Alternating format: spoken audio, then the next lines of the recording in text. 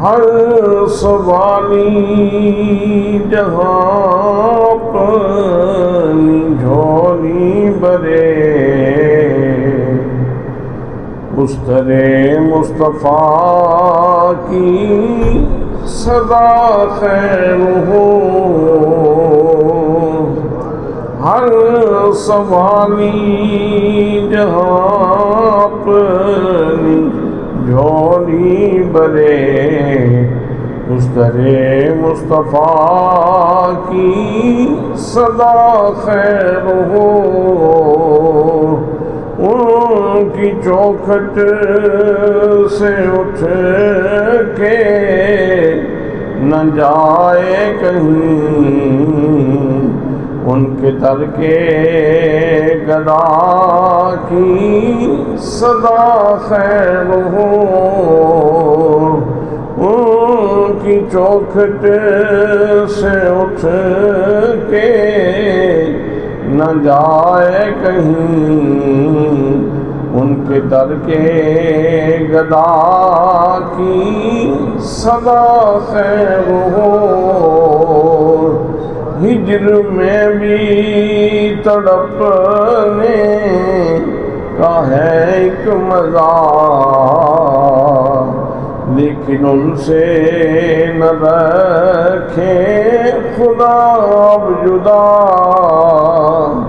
ان کا پیغام لائے مدینے سے جو ایسی ٹھنڈی ہوا کی صدا خیر ہو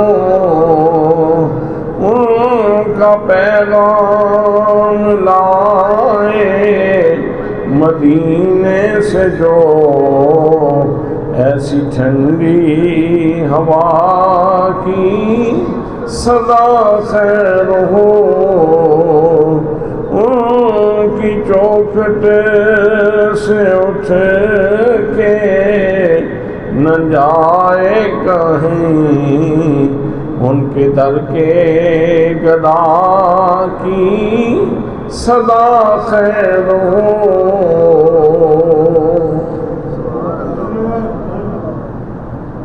بہت زیادہ عزت و تعظیم و تکریم کے لائق میرے پیارے نبی صلی اللہ علیہ وآلہ وسلم کے پیارے غلاموں، ماہ ربیع الاول ہے۔ اللہ کریم کے گھر میں حاضری کا شرف نصیب ہے۔ ہر طرف خوشیاں بھی ہیں اور پاکستان اس وقت کچھ آزمائش میں بھی ہے۔ نبی مقدم صلی اللہ علیہ وآلہ وسلم کی آمد کی تو یقیناً خوشی ہے جب وہ دن آتا ہے جس میں آپ نے اس دھرتی کو مشرف کیا، کرم فرمایا، قدوم میمنت عظوم سے نوازا، تو یہ لمحات ہمارے لیے بہت بڑی خوشی کے ہیں۔ بلکہ امام احمد رحمۃ اللہ تعالی علیہ تو فرماتے ہیں کہ لیلۃ القدر بڑی فضیلت والی ہے، لیکن لیلۃ القدر سے بھی زیادہ نبی مقدم صلی اللہ تعالی علیہ وسلم کی ولادت والی رات فضیلت رکھتی ہے، اس لیے کہ لیلۃ القدر میں قرآن مقدس میں اللہ ارشاد فرماتا ہے تنزل الملائکۃ والروح، کہ اس میں ملائکہ اور روح الامین اترتے ہیں، لیکن لیلۃ الولادت میں روح الامین کے سردار تشریف لائے ہیں، جبریل امین کے سردار تشریف لائے ہیں، تو اس لیے یہ جو لیلۃ المیلاد ہے، لیلۃ الولادہ ہے، یہ شب قدر سے بھی، لیلۃ القدر سے بھی افضل ہے۔ سو اس لحاظ سے خوشیاں بھی ہیں، لیکن اللہ کریم کی طرف سے کبھی کبھی آزمائشیں آ جاتی ہیں، آفات آ جاتی ہیں، بلیات آ جاتی ہیں، اور یہ اللہ کا وعدہ ہے کہ تم اس جہان رنگ و بو میں آئے ہو تو ہم تمہیں ضرور آزمائیں گے، تو کبھی اللہ کی طرف سے آزمائشیں بھی شروع ہو جاتی ہیں۔ سو اس لحاظ سے ہم اس وقت بحیثیت قوم آزمائش میں بھی ہیں۔ دعا کریں کہ اللہ کریم اس پاکستان کے اوپر اپنا خاص کرم فرمائے، مہربانی فرمائے، اور وہ لوگ جو سیلاب کی زد میں آئے ہیں اللہ کریم اپنے خزانہ غیب سے ان کی کمی پوری فرمائے، اور جو لوگ جنہوں نے جام شہادت نوش کر لیا ہے، جو اللہ کو پیارے ہو گئے ہیں، اللہ کریم ان کو جنت نصیب فرمائے۔ برادران اسلام، میں نے پچھلے جمعۃ المبارک پہ عرض کیا تھا کہ اللہ کریم ارشاد فرماتا ہے میری نعمتوں کا ذکر کرو، چرچا کرو، تذکرہ کرو تو میں تمہیں کامیابی عطا فرماؤں گا۔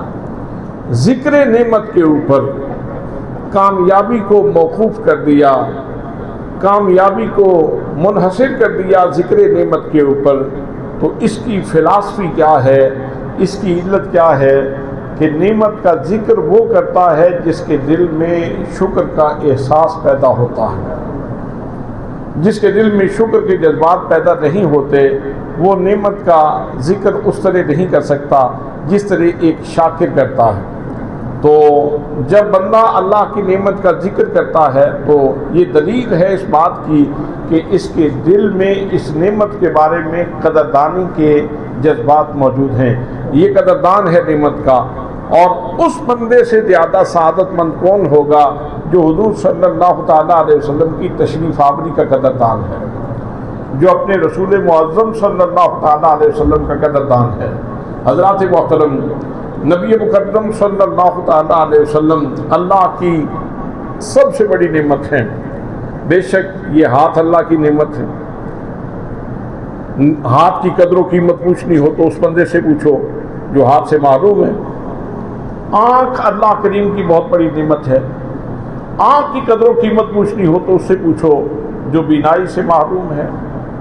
کان اللہ کریم کی بہت بڑی نعمت ہے، اس بندے سے پوچھو جس کے پاس بیٹھ کے لوگ باتیں کرتے رہتے ہیں اور وہ بیچارہ ان کا چہرہ دیکھتا رہتا ہے، چہرے دیکھتا رہتا ہے، اس کو بات کی سمجھ نہیں آتی۔ اور قوت ذائقہ انسان کے منہ کے اندر یہ کتنی بڑی نعمت ہے، اس بندے سے پوچھو جو بیچارہ بے ذائقہ ہو چکا ہے۔ حضرات محترم، یہ ساری نعمتیں اللہ کریم کی بڑی قیمتی نعمتیں ہیں۔ وہ کہتے ہیں کوئی بندہ شکوہ کر رہا تھا کہ اللہ نے اور زمانے کو تو بڑا نوازا ہے لیکن میرے اوپر کوئی کرم نہیں کیا۔ انسان ہے، شکوہ کنا رہتا ہے، انسان اللہ کی بارگاہ میں شکایات شروع کر دیتا ہے۔ حضرات محترم، تو ایک فقیر پاس سے گزرا، اس نے کہا تم شکوہ کر رہے ہو اللہ کریم کا کہ اللہ نے تجھے دیا کچھ نہیں، تو تم اس طرح کرو 1,00,000 روپیہ مجھ سے لے لو اور یہ ٹانگ کاٹ کے مجھے دے دو۔ اس نے کہا کمال ہے، کیسی باتیں کرتے ہیں آپ، اتنی بڑی نعمت سے مجھے محروم کرنا چاہتے ہیں، تو پھر میں لنگڑا ہو جاؤں گا، پھر میں چلوں گا کیسے، تو میری تو زندگی جیرن ہو جائے گی، تم کیا کہنا چاہتے ہو؟ اس نے کہا چلو کوئی بات نہیں، اگر یہ نعمت بڑی ضروری ہے اور اس کے ساتھ تم نے چلنا ہوتا ہے، اس کے بغیر تمہارا گزارا نہیں، تو چلو آپ اس طرح کریں، 2 آنکھیں اللہ نے آپ کو دی ہیں تو میں سوئی سے آپ کی آنکھ کا نور ضائع کر دیتا ہوں، یہ مجھے دے دیں اور مجھ سے 2 لاکھ لے لیں، دوسری آنکھ سے دیکھتے رہنا۔ اس نے کہا اچھا آپ مجھے کانا کرنا چاہتے ہو، مجھے ایک آنکھ سے محروم کرنا چاہتے ہو۔ اس نے کہا معمولی سا نور ہی ہے، یہ میں نے دینا ہے اور 2 لاکھ میں نے تجھے دے دینا ہے۔ اس نے کہا میاں پاس رکھو اپنا 2 لاکھ، اور میں اپنی آنکھ کو ضائع کرنے کی اجازت نہیں دیتا۔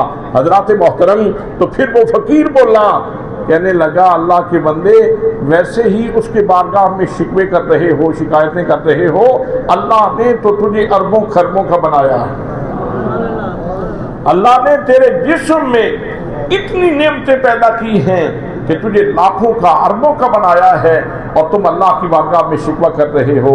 حضرات محترم، یہ انسان کے جسم میں بہت ساری نعمتیں ہیں اور اللہ کے بہت بڑے انعام ہیں، اور ان میں کوئی نعمت ایسی نہیں جس کا دنیا میں کوئی متبادل ملتا ہو، لیکن ایک وقت آئے گا جب یہ نعمتیں انسان کے خلاف ہو جائیں گی۔ ہاتھ کے ساتھ بڑی محبت ہے، ہاتھ کے ساتھ بڑی محبت ہے، کسی چیز کے نیچے آ جائے انسان کی چیخیں نکل جاتی ہیں اور بندہ جلدی کھینچنے کی کوشش کرتا ہے کہ کہیں میرا ہاتھ ضائع نہ ہو جائے۔ بڑا قیمتی ہے یہ انسان کا ہاتھ۔ اسی طرح انسان کے پاؤں بڑے قیمتی ہیں، انسان کی زبان بڑی قیمتی ہے۔ اگر زبان کے اوپر چھالا نکل آئے، انسان بولنے سے محروم ہو جائے تو پھر پریشان ہو جاتا ہے کہ میں کیا کروں۔ حضرات محترم، آج زبان انسان کی وکالت کرتی ہے۔ آپ ڈاکٹر کے پاس جاتے ہیں، آپ وکیل کے پاس جاتے ہیں، آپ اپنے دوستوں کے پاس جاتے ہیں تو پورے جسم کا جو تقاضا ہے وہ انسان کی زبان اس کی وکالت کرتی ہے، ترجمانی کرتی ہے، اپنی ضرورت بتاتی ہے جسم کی، اور پھر اس کے اوپر رحم ہوتا ہے۔ اتنی اچھی نعمت، اور ہاتھ انسان کو پورے جسم کو چیزیں کما کے دیتے ہیں۔ ایک لقمہ بھی ہمارے منہ میں جو جاتا ہے وہ ہاتھ کے وسیلے سے جاتا ہے، اور ہم ایک جگہ سے دوسری جگہ پہ سفر کرتے ہیں تو اپنے پاؤں کے سہارے پہ سفر کرتے ہیں۔ یہ قیمتی نعمتیں ہیں، بہت قیمتی نعمتیں ہیں، لیکن یاد رکھنا ایک وقت آئے گا جب داور معاشر کی کچہری لگے گی، جب اللہ کا دربار لگے گا، تو اس وقت یہ انتہائی اہم نعمتیں جنہوں نے ساری زندگی وفا کی، ایک ایک لمحے میں جنہوں نے وفا کی، یہ نعمتیں اس وقت مخالف ہو جائیں گی۔ اور یہ میں نہیں کہتا، یہ اللہ کریم کا پاک کلام ارشاد فرماتا ہے، فرمایا یوم، یاد کرو اس دن کو، وہ دن کتنا ہولناک دن ہوگا، یوم تشہد علیہم السنتہم وایدیہم وارجلہم بما کانوا یعملون۔ وہ ایسا بھیانک، اندوہناک اور ہولناک دن ہوگا کہ جس میں انسان کی زبان اس کے مخالف ہو جائے گی۔ یوم تشہد علیہم السنتہم، زبانیں مخالف ہو جائیں گی۔ زبان کہے گی تو نے تو ذکر کے لیے زبان دی تھی، تو نے تو قرآن کی تلاوت کے لیے زبان دی تھی، تو نے سچ بولنے کے لیے زبان دی تھی، تو نے لوگوں کا بھلا کرنے کے لیے زبان دی تھی، لیکن یہ تو گالی گلوچ کرتا رہا، یہ تو غیر پارلیمانی زبان استعمال کرتا رہا، یہ تو لوگوں کو اذیت دیتا رہا، یہ تو اس زبان سے اس نے فلاں گناہ کیے، اس نے غیبت کی، اس نے کلمات کفر اپنی زبان سے استعمال کیے۔ تو وہ زبان جس کے اوپر بڑا اعتماد تھا، جو ساری زندگی ترجمان بن کے رہی، اللہ کے حضور پہنچے تو زبان مخالف ہو۔ دوستان محترم، پھر ہاتھ پاؤں کی بات بھی سن لیں۔ فرمایا یوم تشہد علیہم السنتہم وایدیہم وارجلہم بما کانوا یعملون۔ فرمایا یہ ہاتھ جو بڑے وفادار تھے اور پورے جسم کے لیے قربانیاں دیا کرتے تھے، بوجھ اٹھاتے تھے، پورے جسم کو غذا دیا کرتے تھے، یہ ہاتھ انسان کی معاونت میں رہے، بندے کی مدد میں رہے، لیکن اللہ کے حضور ہاتھ بھی مخالف ہو جائیں گے۔ ہاتھ کہیں گے یا اللہ تو نے ہاتھ اس لیے دیے تھے تاکہ یہ ان ہاتھوں سے حلال کی روزی کماتا، یہ اپنے بچوں کو پالتا، یہ ان ہاتھوں سے لوگوں کی مدد کرتا، یہ اللہ کی مخلوق کی خدمت کرتا، لیکن یا اللہ اس نے ان ہاتھوں سے فلاں گناہ کیا ہے، فلاں زیادتی کی ہے، فلاں بندے کے ساتھ ظلم کیا ہے، ان ہاتھوں کے ساتھ اس نے فلاں کرتوت کیے، فلاں کرتوت کیے۔ حضرات محترم، داور معاشر کے حضور ہاتھ بھی مخالف ہو گئے، اور قرآن کہتا ہے پاؤں بھی مخالف ہو جائیں گے۔ آج افتاد پڑے، لوگ دوڑتے ہیں پاؤں کے سارے اور دوڑ کے اپنے آپ کو بچا دیتے ہیں، لیکن اس وقت یہ پاؤں کام نہیں کریں گے، بلکہ یہ پاؤں مخالف ہو جائیں گے اور کہیں گے یا اللہ یہ فلاں غلط جگہ پہ بھی چل کے گیا تھا، اس نے اپنے پاؤں سے فلاں برا کام بھی کیا تھا۔ داور معاشر کے حضور پاؤں بھی مخالف ہو گئے۔ میرے دوستو، جب زبان مخالف ہو جائے گی، جب ہاتھ مخالف ہو جائیں گے، جب پاؤں مخالف ہو جائیں گے، اپنا وجود ہی مخالف ہو گیا۔ اللہ کریم کی کچہری میں جب اپنے اعضاء و جوارح مخالف ہو جائیں گے، اس وقت ایک نعمت ایسی بھی ہوگی جو اس انتہائی قسم پرسی کی عالم میں ہمارے کام آئے گی، اور وہ اللہ کے رسول صلی اللہ علیہ وسلم کی ذات گرامی ہے۔ میرے آقا نے فرمایا شفاعتی لأہل الکبائر، فرمایا گھبرانے والوں پریشان نہ ہوا کرو، میں کبیرہ گناہ کرنے والوں کی شفاعت فرماؤں گا۔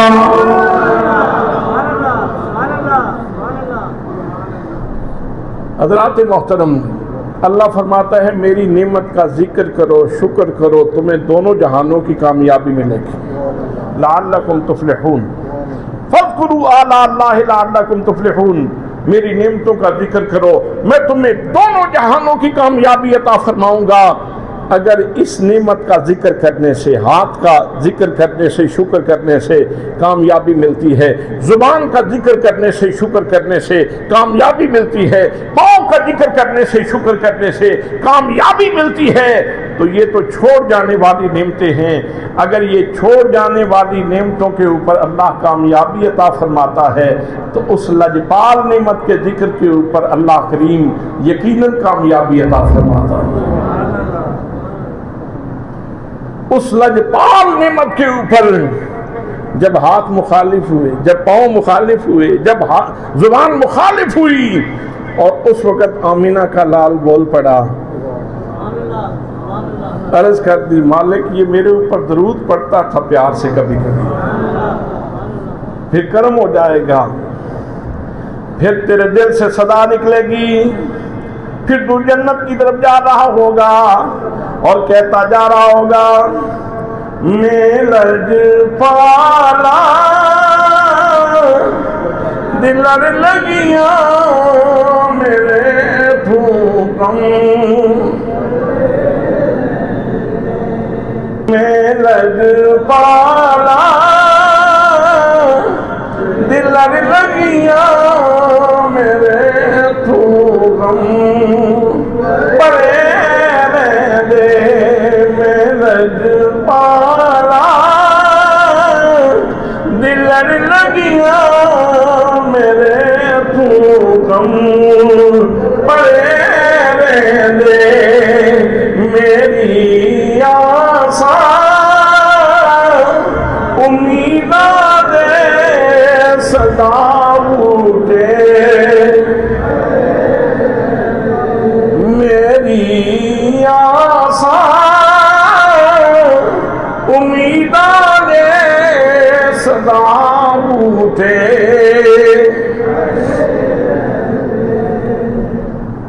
تو فرمایا میری نعمتوں کا ذکر کرو، شکر کرو، تو میں تمہیں کامیابی عطا فرماؤں گا، اور کامیابی بھی دونوں جہانوں کی کامیابی، ایک جہان کی نہیں، دونوں جہانوں کی کامیابی۔ حضرات محترم، نعمت کا ایک اور تصور بھی ذہن میں رکھیں،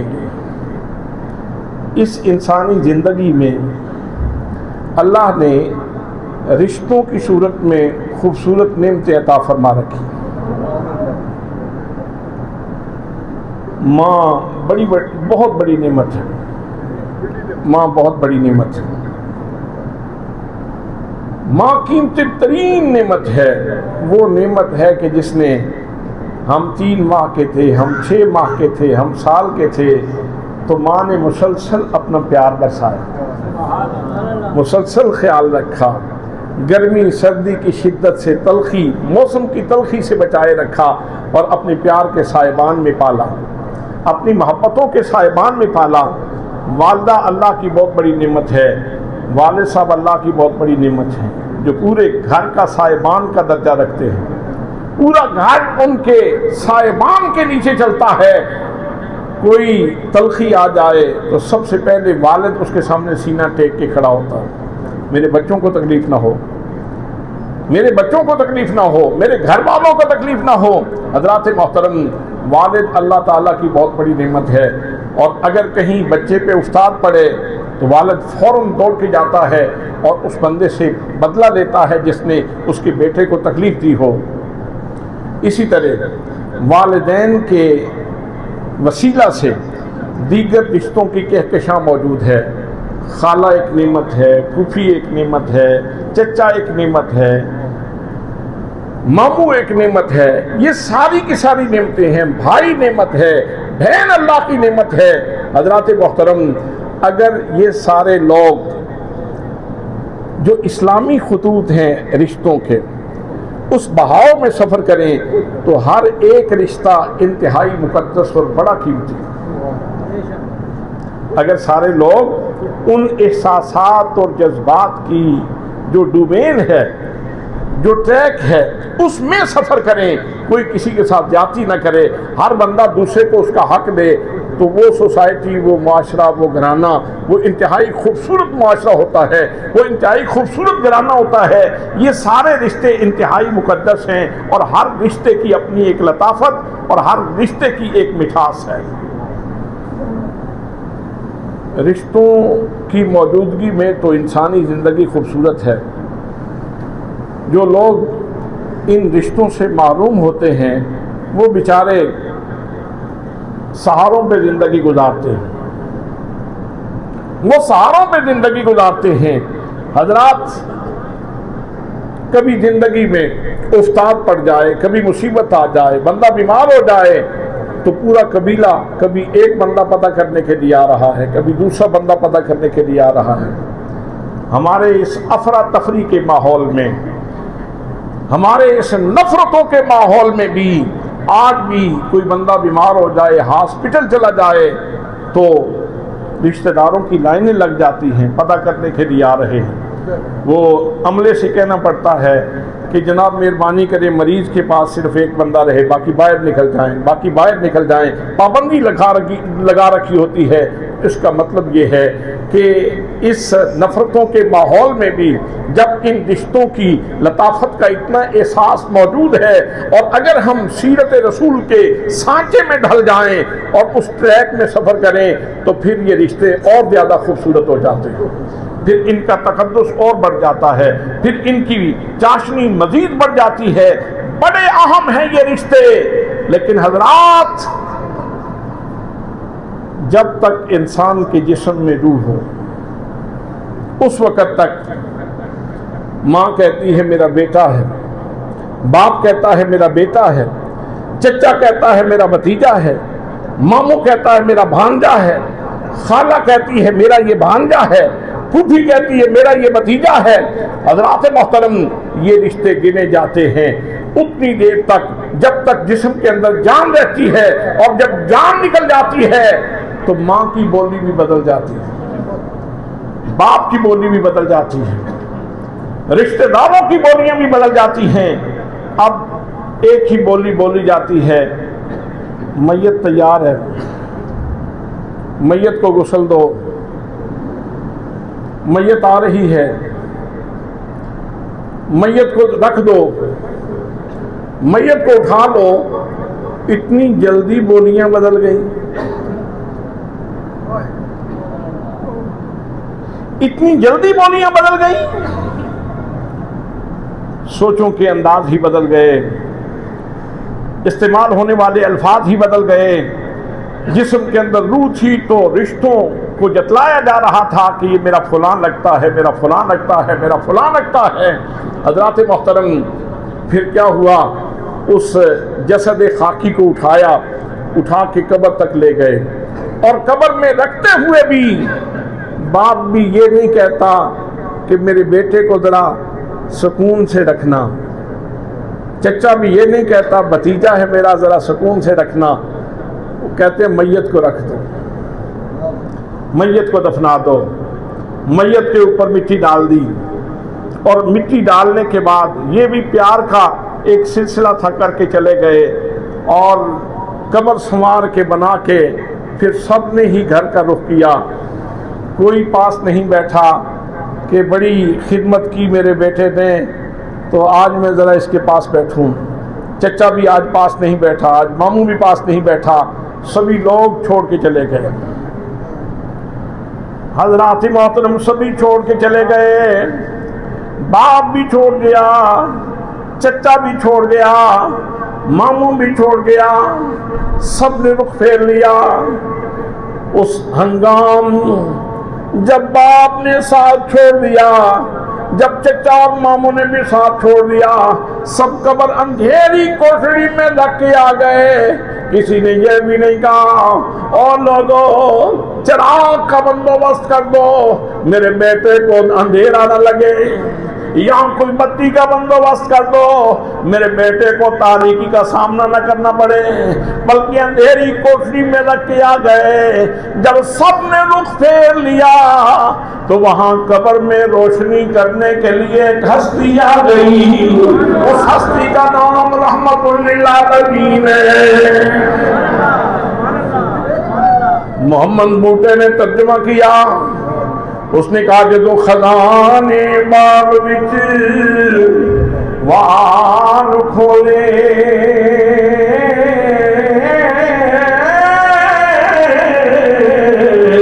تے پنچھی اڑ گئے مار اڑاریاں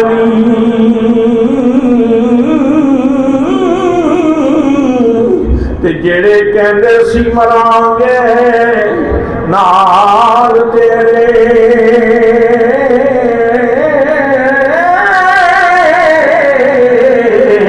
اج گناہی بازیاں ہاریاں نی،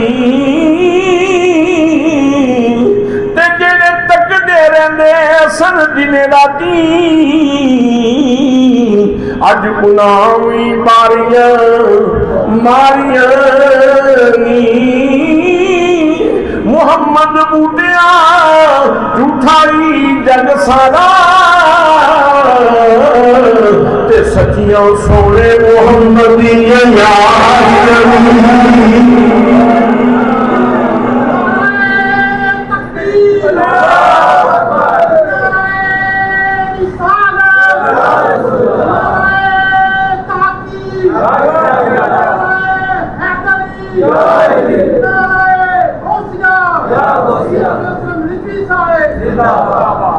میرے دوستو، قسمہ پرسی کے عالم میں، پشیمانی کے عالم میں، حیرانی کے عالم میں، اندھیری قبر میں روشنی کرنے کے لیے کون آئے گا؟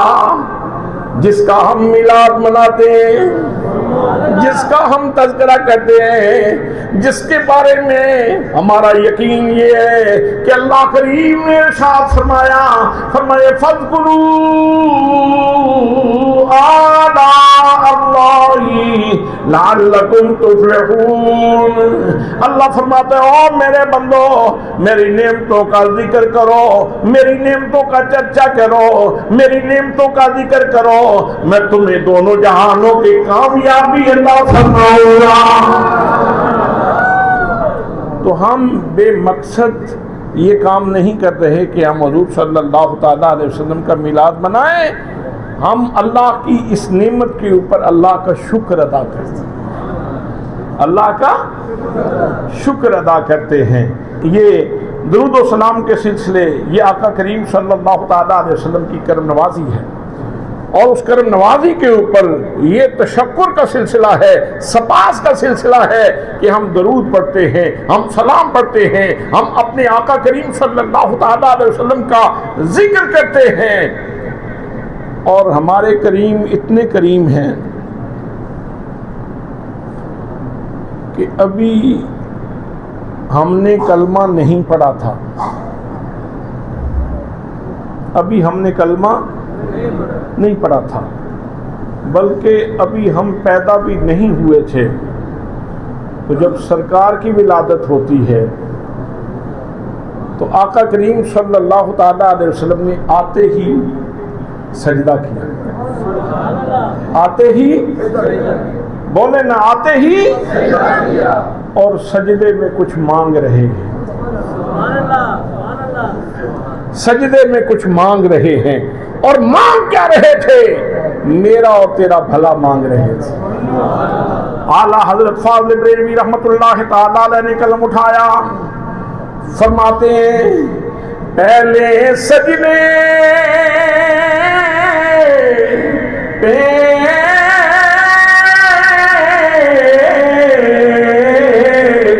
رودے ازل سے درود، پہلے سجدے پہ رودے ازل سے درود، یادگاری یہ امت پہ لاکھوں سلام، یادگاری یہ امت پہ لاکھوں سلام، یادگاری یہ امت پہ لاکھوں سلام۔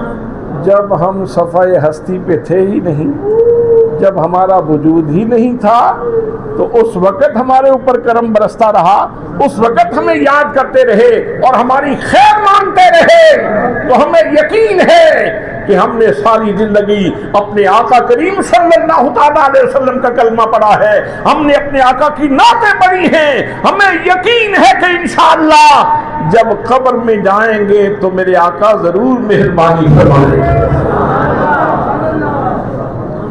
حضور ضرور کرم نوازی فرمائیں گے۔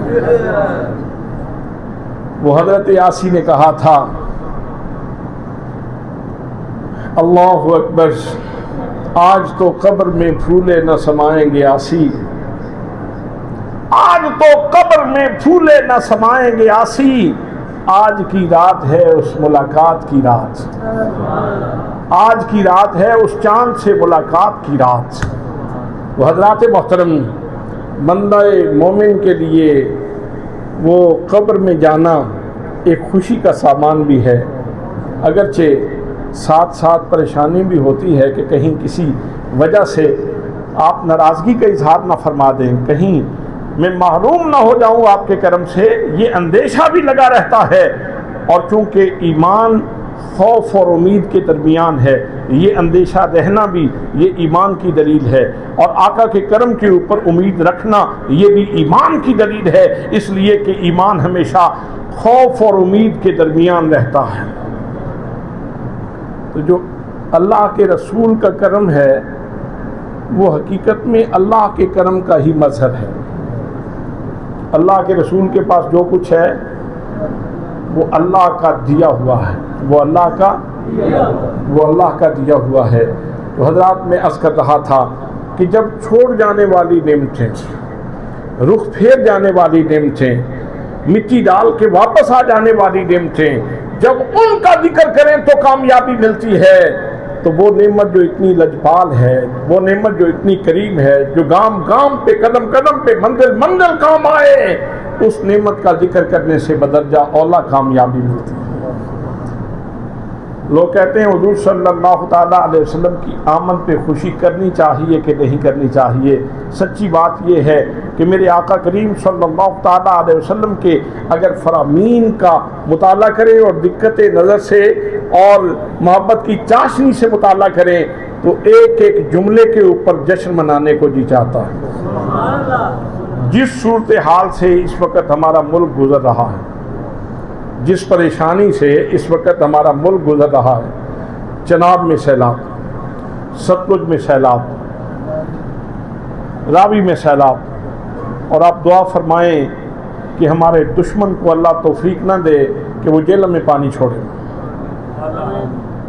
وہ چونکہ توپوں کی جنگ، جہازوں کی جنگ ہار چکا، ڈرون کی جنگ ہار چکا، دشمن اب اس نے آبی جنگ شروع کر دی ہے، آبی جا رہی ہے شروع کر دی ہے۔ تو جیسے اللہ نے پہلے دستگیری فرمائی، اللہ کرم فرمائے گا، سیلاب گزر جائے گا اور اللہ کریم اپنے بندوں کی ضرورتیں پوری کر دے گا۔ لیکن اس موقع کے لیے حضور صلی اللہ تعالیٰ علیہ وسلم کا فرمان کیا ہے؟ ایک جملے میں پوری کائنات بند ہے۔ فرمایا الدین النصیحہ، فرمایا لوگوں یہ بات پلے مان لو، اگر اپنے آپ کو دیندار کہلاتے ہو، دینی شناخت اپناتے ہو، دینی تعارف رکھتے ہو، دینی انٹروڈکشن رکھتے ہو تو پھر سن لو، دین سراسر بھلائی کا نام ہے، دین سراسر خیر خائی کا نام، دین سراسر خیر خائی کا نام ہے۔ ابھی یہ سیلاب گزر جائے گا، اللہ کریم کرم فرمائے، یہ دن مشکل کے گزر جائیں۔ بہت سارے لوگ ہیں جو اس وقت ان متاثرین کی خدمت کر رہے ہیں۔ آرمی کے نوجوان وہ اپنی جانوں پہ کھیل کے سیلاب زدگان کی مدد کر رہے ہیں، ان کا مال بچا رہے ہیں، ان کی جانیں بچا رہے ہیں۔ تو ابھی انشاءاللہ منظرنامہ بہتر ہوگا تو پھر ساری قوم کو ایک دفعہ متحرک ہونا ہوگا، لٹے ہوئے لوگوں کے لیے، ان کی بحالی کے لیے پھر ایک دفعہ پوری قوم کو کوشش کرنا ہوگی، تاکہ وہ لوگ جو بے گھر ہو گئے، جن کے گھر گر گئے، جن کا مال ضائع ہو گیا، تاکہ وہ اپنے پاؤں پہ آ سکیں۔ اور یہ کام کیوں کرنا ہے؟ اس لیے کہ ہمارے آقا کریم صلی اللہ تعالیٰ علیہ وسلم کا ارشاد گرامی ہے، الدین و النصیحہ، لوگوں سنو، دین سراسر خیر خائی کا نام ہے۔ دین سراسر خیر خائی کا نام ہے۔ ایک اور مقام پہ میرے آقا نے ارشاد فرمایا، من ستر مسلمن سترہ اللہ یوم القیامہ، جس نے کسی مسلمان کی ستر پوشی کی۔ آج اس وقت جو لوگ کپڑوں سے محروم ہو گئے، ستر کے مفہوم دو ہیں۔ ایک مفہوم یہ ہے کہ کسی کو کپڑا دیا، اس کی مدد کر دی، اس کی جو ہے وہ جسم اس کا ظاہر ہو رہا تھا، اس کو شرمندگی میں تھا، تو آپ نے کپڑا دے دیا، آپ نے اس کی ستر پوشی کر دی۔ دوسرا یہ ہے کہ آپ کے پاس کسی بندے کا راز آ گیا، اس نے کوئی غلطی کی اور آپ کے پاس راز آ گیا، اب آپ کہتے ہیں نہیں یار ستر پوشی کرتے ہیں، ہو سکتا ہے یہ اللہ سے معافی مانگ لے، تو اللہ کریم ہے، اللہ کریم اپنے بندے کو معاف کر دیتا ہے۔ اللہ کے بندوں کے عیب چھپانے سے کیا ہوتا ہے؟ جو لوگوں کے عیب چھپاتا ہے، اللہ کریم اس کے عیب چھپاتا ہے۔ یہ دو مفاہیم ہیں اس کے۔ حضرات محترم، ایک اور حدیث بھی سن لیں، میرے آقا کریم صلی اللہ تعالیٰ علیہ وسلم نے ارشاد فرمایا کہ جو بندہ اللہ کے کسی بندے کی مدد میں ہوتا ہے، اللہ کریم اس کی مدد میں ہو جاتا ہے، اللہ کریم اس کی مدد میں لگ جاتا ہے، یعنی کرم نوازیاں فرمانا شروع کر دیتا ہے۔ تو جو منظرنامہ ہمارے سامنے ہے اور جو ابھی ہمارے سامنے کھلے گا، ابھی تو پوری قوم ابتلا میں ہے، آزمائش میں ہے۔ اس وقت سیلاب زوروں کے اوپر ہے، بہت ساری بستیاں اجڑ گئیں اور بہت سارے لوگ ابھی تک زد میں ہیں۔ دعا بھی فرمائیں، اللہ کریم محفوظ فرمائے۔ جن لوگوں کی طرف ابھی پانی کا رخ ہے، اللہ کریم ان کی حفاظت فرمائے، ان کی جانوں کی حفاظت فرمائے، ان کے مالوں کی حفاظت فرمائے۔ اور میں پھر بارے دیگر یہ عرض کروں گا کہ میلاد منانے کا تقاضا یہ ہے کہ اس موقع پہ ہم بحیثیت قوم دین کے اس مفہوم کے اوپر عمل کریں۔ میرے آقا نے ارشاد فرمایا، الدین النصیحہ، دین سراسر خیر خائی کا نام ہے، بھلائی کا نام ہے۔ میں ابھی چندہ نہیں اکٹھا کرنے لگا، میں اعلان نہیں کرنے لگا چندے کا، لیکن ہو سکتا ہے کہ ہمیں آنے والے وقت میں یہ اعلان کرنا پڑے۔ وہ ہمارے ہی بھائی ہیں جن کے مال ضائع ہو گئے ہیں، جن کے گھر گر گئے ہیں، تو ساتھ یہ بھی دعا کریں کہ اللہ کریم جہلم میں پانی سے ہمیں محفوظ فرمائے، اس لیے کہ اگر جہلم میں پانی آتا ہے تو پھر یہ سارا خطہ بھی اس کی زد میں آتا ہے۔ تو اللہ کریم پاکستان کی حفاظت فرمائے اور ہمارے دشمن کو اللہ کریم ہدایت عطا فرمائے۔ تو دوستان محترم، اللہ کے محبوب صلی اللہ تعالیٰ علیہ وسلم اللہ کی سب سے بڑی نعمت ہے، سب سے بڑی نعمت ہے۔ تو آپ کا ذکر کرنے کے مختلف انداز ہیں۔ ایک انداز یہ ہے کہ آپ آقا کریم صلی اللہ تعالیٰ علیہ وسلم پہ کثرت سے درود و سلام پڑھیں۔ جو بندہ ایک دفعہ درود پڑھتا ہے، اللہ کا وعدہ ہے، اللہ کے رسول کا وعدہ ہے کہ اس کے اوپر کم از کم 10 رحمتیں نازل ہوتی ہیں۔ درود ایک دفعہ پڑھا، رحمتیں 10 درجے بلند، 10 گناہ مٹا دیے گئے۔ اس نے ایک دفعہ نام لیا ہے، ادھر درجے بلند ہو رہے ہیں، اس کے 10 درجے بلند کر دیں۔ اس کے نامہ اعمال میں 10 نیکیاں لکھ دو، اس کے اوپر 10 رحمتیں نشاور کر دو، اس کے 10 درجے بلند کر دو۔ کیوں؟ اس لیے کہ اس نے میرے محبوب کا نام لیا ہے، اس نے میرے محبوب کا نام دیا ہے۔ اگر صرف نام لینے سے رحمتیں اس قدر متوجہ ہو جاتی ہیں تو وہ بندہ اللہ کی رحمتوں کا کس قدر مرکز اور محل ہوگا جس کی شخصیت میں رسول اللہ کی سنت کا نور نظر آنا شروع ہو جائے، جس کی شخصیت میں رسول اللہ صلی اللہ تعالیٰ علیہ وسلم کی سیرت مبارکہ کا نور نظر آنا شروع ہو جائے۔ حضرات محترم، سیرت مبارکہ کا نور صرف دستار باندھنے میں نہیں ہے، سچ بولنے میں یہ بھی ایک طریقہ ہے سیرت کا نور اتارنے کا۔ کچھ ظاہری احوال ہیں جن کے اوپر ہر بندے کی نظر ہوتی ہے۔ جو چیزیں سنت ہیں وہ ظاہر سے ہوں یا باطن سے، دونوں کی اپنی اہمیت ہے، دونوں کی اپنی اہمیت ہے۔ لیکن ظاہری احوال میں کسی وقت ریا کا خدشہ بھی آ سکتا ہے، ریا کا اندیشہ بھی، لیکن باطنی اعمال میں ریا کا اندیشہ کم ہے۔ مثلا میں اپنے آپ سے وعدہ کر لوں، آپ اپنے آپ سے وعدہ کر لیں کہ میں نے جھوٹ نہیں بولنا، میں نے غیبت نہیں کرنی، میں نے کوشش کرنی ہے کہ میری وجہ سے کسی کو نقصان نہ پہنچے، میں نے کوشش کرنی ہے کہ میری وجہ سے اگر پہنچ سکے تو کسی کو فائدہ پہنچے، نقصان نہ پہنچے۔ تو یہ وہ ساری چیزیں ہیں جو حضور صلی اللہ تعالیٰ علیہ وسلم لے کے تشریف لائے، یہ وہ خوبصورت تحفے ہیں، قیمتی تحفے ہیں جو میرے آقا کریم صلی اللہ تعالیٰ علیہ وسلم لے کے تشریف لائے ہیں۔ اس لیے ہمیں اپنے آقا کریم صلی اللہ تعالیٰ علیہ وسلم کی سنت مبارکہ سے، سنت مطہرہ سے نور لینا ہے اور اپنی زندگی کو منور کرنا ہے۔ دعا ہے کہ اللہ کریم ہمیں رسول اللہ صلی اللہ تعالیٰ علیہ وسلم کی ذات گرامی سے بھرپور انداز میں مستفید ہونے کی توفیق نصیب فرمائے۔ وما علیہ الا البلاغ المبین۔